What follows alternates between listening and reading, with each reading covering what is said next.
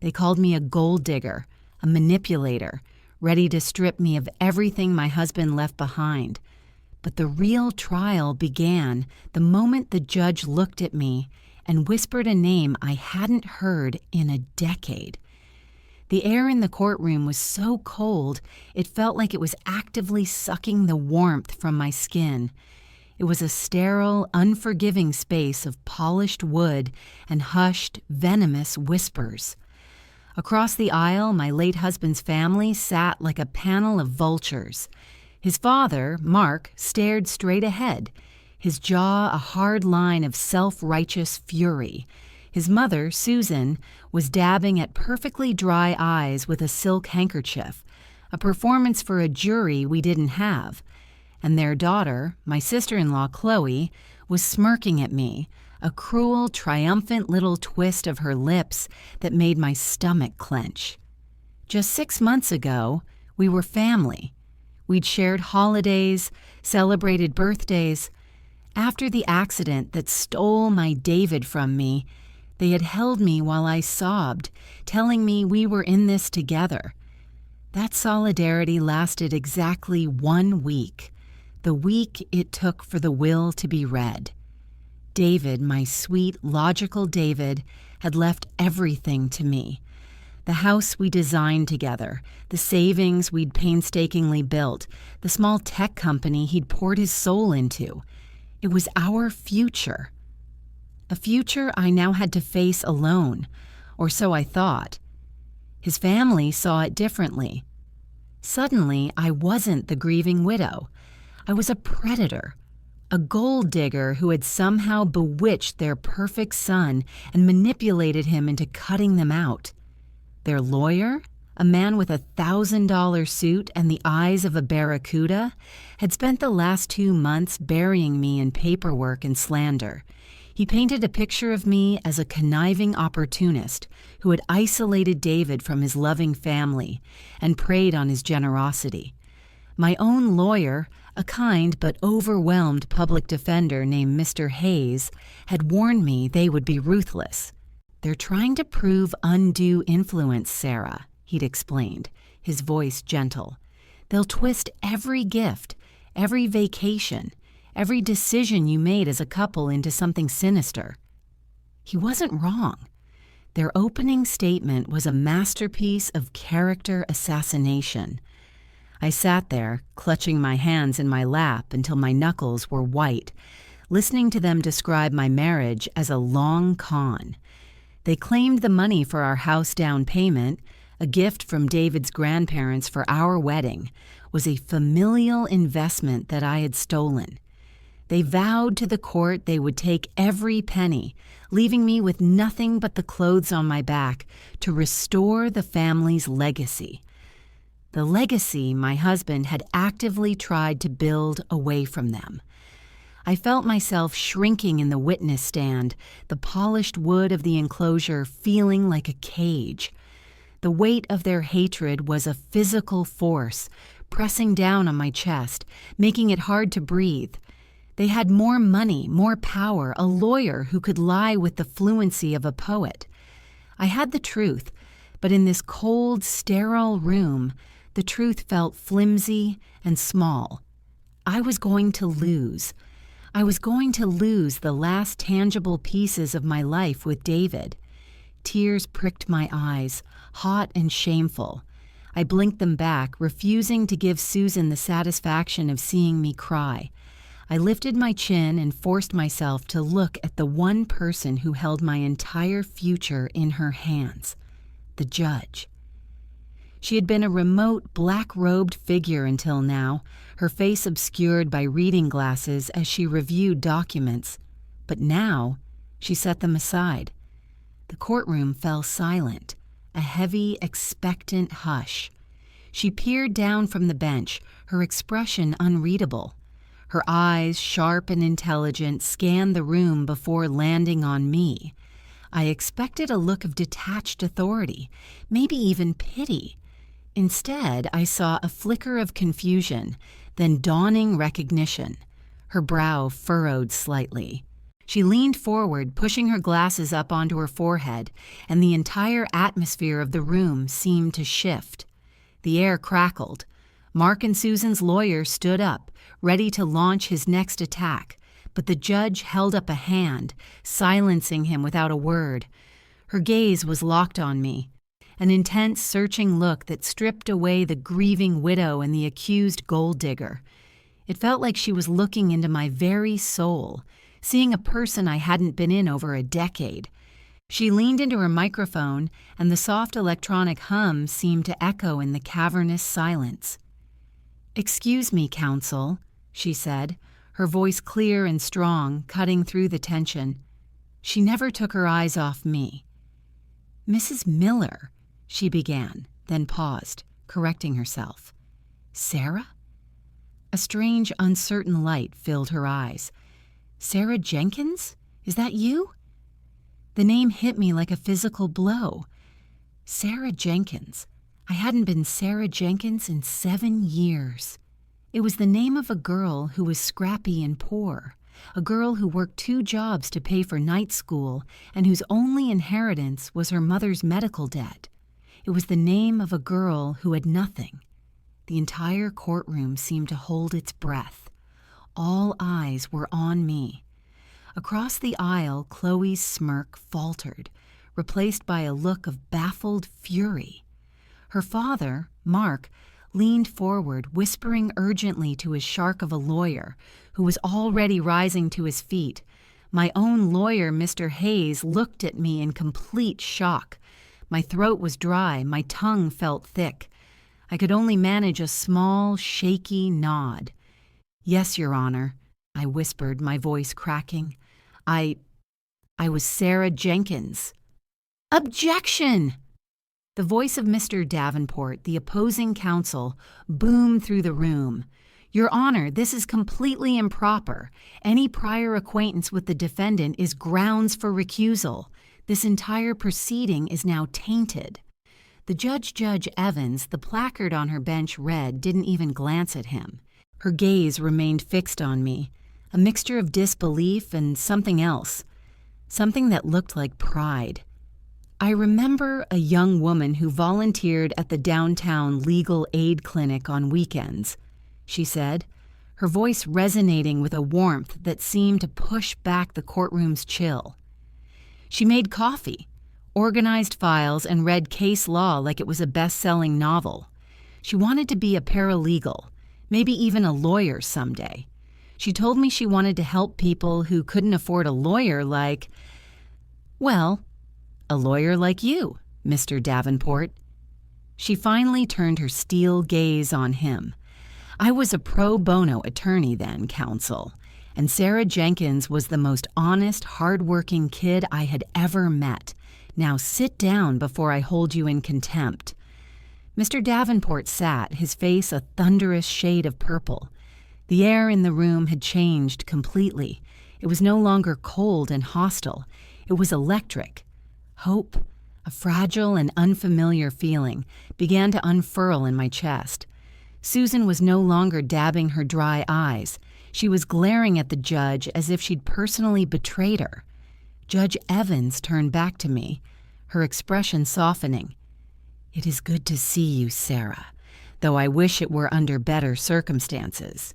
She then addressed the room at large. "For the record, my acquaintance with Ms. Jenkins was over a decade ago. I have no knowledge of the particulars of her life since that time. I am confident in my ability to adjudicate this case based solely on the evidence and testimony presented. We will proceed." It was a lifeline. It wasn't a guarantee, but it was a chance. When Mr. Davenport was forced to resume his questioning, his swagger was gone. His attacks felt hollow, his insinuations flimsy against the unexpected shield of my past. He tried to portray me as a spendthrift, bringing up credit card statements. "This charge, Mrs. Miller," he sneered, holding up a piece of paper. $5,000 at a boutique in Florence. "Is that what a grieving widow does? Go on a shopping spree?" Before, I would have stammered. I would have felt the guilt and shame they wanted me to feel. But seeing the woman I remembered as Ms. Evans, a fierce advocate for the underdog, sitting on that bench, gave me strength. "That was for my husband's funeral suit, Mr. Davenport," I said, my voice clear and steady. "David loved Italian design. It was the last thing I could ever buy for him. The charge was made the day after I flew his body home." A wave of murmurs swept through the public gallery. Mr. Davenport's face tightened. He was losing, and he knew it. He pressed on, but every accusation he threw at me, I now had the confidence to bat away with the simple, unadorned truth. The truth about the lavish vacations that were actually camping trips. The truth about the expensive car that was a 10-year-old certified pre-owned sedan. The truth about a life David and I had built on love and mutual respect, not greed. After a grueling hour, Mr. Davenport, looking flustered and defeated, finally requested a recess. Judge Evans granted it. As I stepped down from the stand, Mr. Hayes grabbed my arm, his eyes wide. "Why didn't you tell me you knew the judge?" he whispered, ecstatic. "I didn't," I whispered back, my heart still pounding. I knew a legal aid lawyer named Maria Evans. I had no idea she'd become a judge.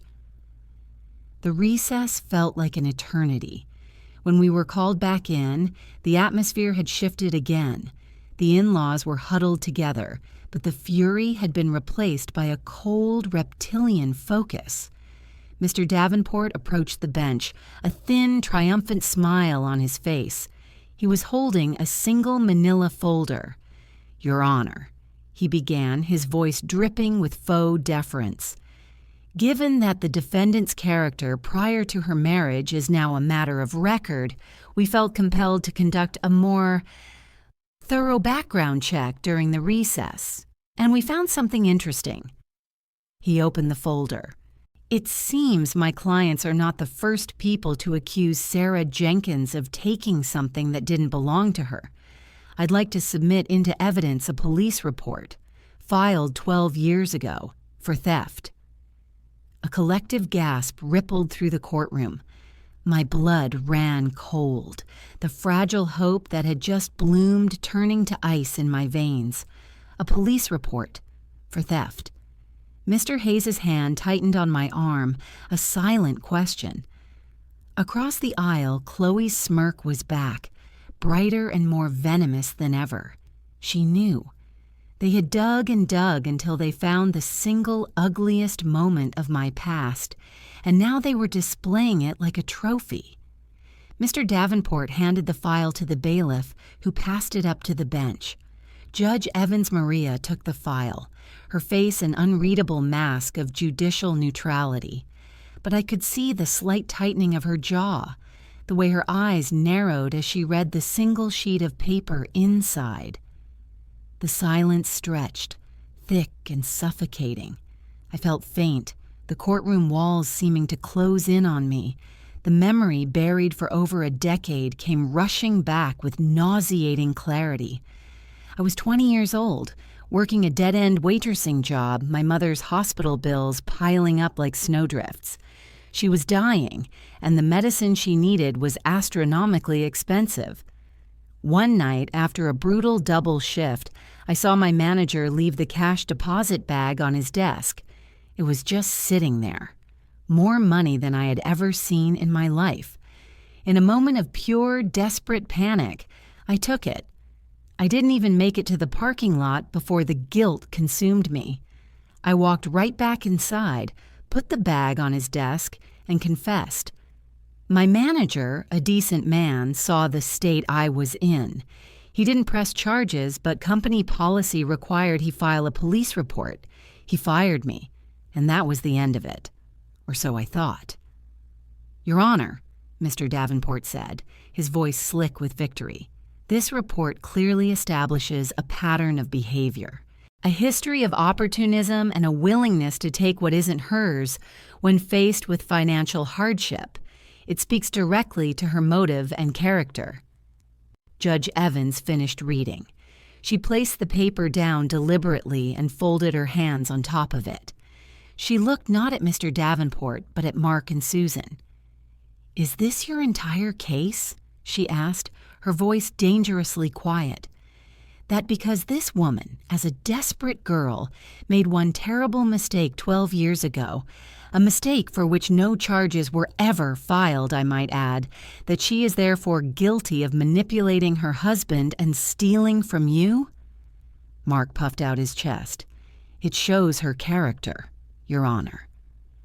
The judge nodded slowly. "Yes, it does." She then turned her gaze back to the document. This report also includes the arresting officer's supplementary notes. They are quite detailed. She picked up the paper again. It says here that when the reporting party, Mr. Henderson, was asked why he would not be pressing charges, he stated that the girl, Sarah Jenkins, had returned every single dollar, less than 5 minutes after taking it. He also stated that she was sobbing and that she had shown him a stack of overdue medical bills for her mother's cancer treatment that totaled 3 times the amount in the deposit bag. She looked directly at me then, and for the first time, I saw not a judge, but the woman I remembered from the legal aid clinic, a woman who saw the person behind the paperwork. "And it says one more thing," she continued, her voice resonating with a quiet power that silenced every corner of the room. "The officer notes that Ms. Jenkins insisted on working for free for her former employer for 2 weeks to make it right. Mr. Henderson confirms this, calling it the most profound display of integrity he'd ever witnessed." She put the paper down and leveled a glare at Mr. Davenport that could have frozen fire. "You are right, counsel. This document does speak to my acquaintance with Miss Jenkins's character. I remember a girl who came into the clinic the week after this incident, ashamed but determined. She wanted to know if a mistake like this would prevent her from ever becoming a paralegal. I told her that what defines our character isn't the mistakes we make, but how we own them and what we do to fix them." She swept her gaze over my late husband's family, her eyes filled with a cold, righteous anger. "You have come into this court and painted a portrait of a greedy, manipulative monster. But the evidence you brought to condemn her has done nothing but prove her integrity under the most dire of circumstances. You have wasted this court's time. You have slandered the name of a good woman and desecrated the memory of your own son, who, by all accounts, loved her dearly." She banged her gavel, the sound cracking through the stunned silence like a gunshot. "Your petition to contest the will is dismissed with prejudice. You will pay all of Mrs. Miller's legal fees. This hearing is adjourned." It was over. Just like that. The vultures across the aisle looked like they had been turned to stone, their faces masks of disbelief and impotent rage. Mr. Hayes was clapping me on the shoulder, laughing with relief, but I could only look at the bench, at the woman who had seen me at my lowest and still remembered my best. As the room began to clear, she caught my eye one last time. She gave me a small, almost imperceptible nod. It wasn't a judge acknowledging a defendant. It was Maria telling Sarah that she had done good. I walked out of that cold, sterile courtroom not as a widow stripped of her future, but as myself, whole and unbroken, stepping back into the warm sunlight.